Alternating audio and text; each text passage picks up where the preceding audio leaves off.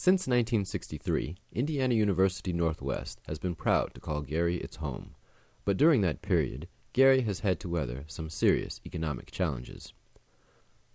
Once a premier booming industrial city, Gary was crippled by the decline of the American steel industry.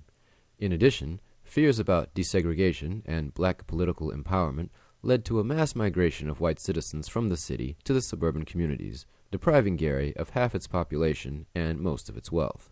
Finally, the shift of retailing from downtown to the suburban malls left Gary with an abandoned shopping district.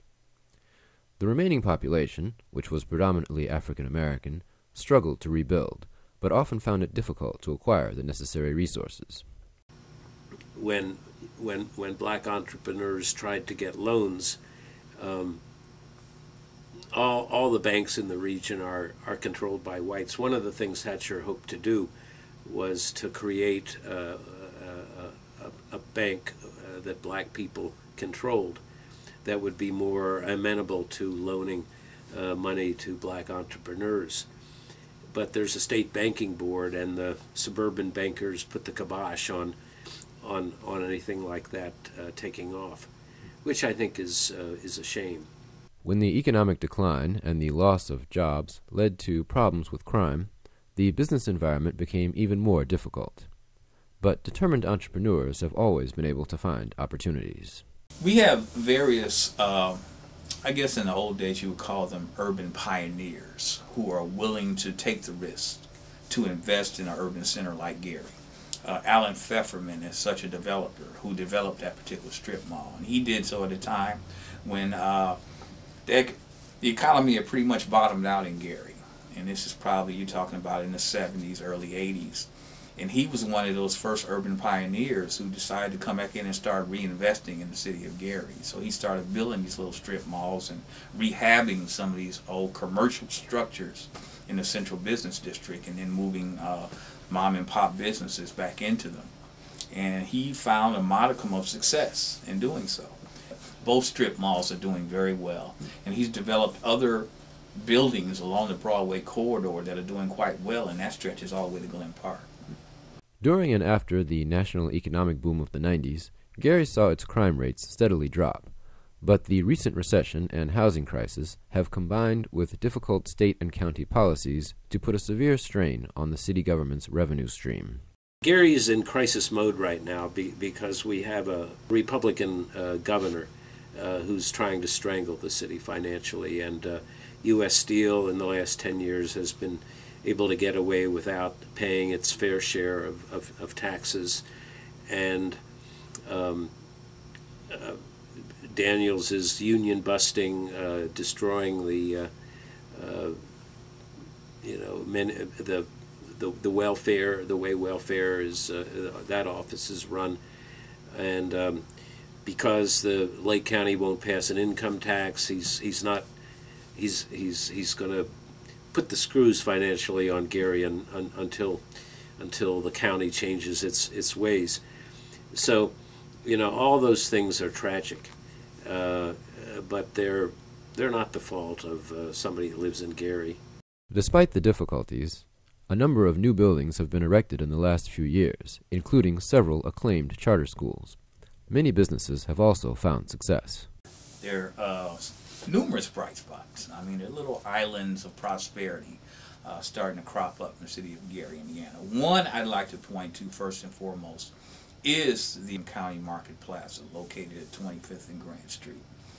That is a success story that continues to this day. So now we have a first-rate grocery store in the city of Gary, Indiana. That is a success story, and it's happening right here.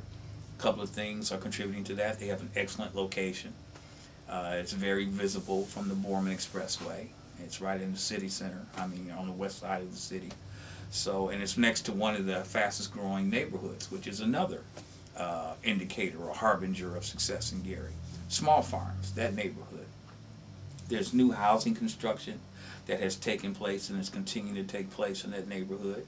And these are market rate homes in the city of Gary. The homes valued anywhere between $150,000 and $350,000. That's significant. That's a success story. And there's several others. Even in this so-called stadium district in the downtown area, there's a new club called the Link Bar on Broadway, right in the city center. According to Clement and others, there are reasons to be optimistic about Gary's future. Gary has 3 definitive competitive advantages that bode well for the economic future of the city. One is a strong transportation infrastructure. We're located perfectly right here at the crossroads of America. We have interstate highway system passing right through Gary. You know, you can't go east or west, you know, unless you pass through Gary, Indiana. That's great. Secondly, we're located on a huge body of water. A lot of other municipalities would kill to have our location on Lake Michigan. You know, it's known as one of the largest freshwater bodies, you know, on the planet. And we're right here located on it. And we have a lot of undeveloped lakefront property in this city. So as we begin to develop that property, either for business use or for public use, that becomes a quality of life issue as well as an economic indicator. It bodes well for Gary's future. And I think whether we want it to happen or not, you know, Gary's going to grow because of that. And then finally, and perhaps most importantly, our close proximity to Chicago. We're next to one of the greatest economic engines on the planet, and that has to bode well for us. Any prosperity or opportunity that happens or blossoms in Chicago is bound to spill over the border, because these borders are artificial anyway, and anybody in our field knows that. That economic opportunity is going to bleed this way.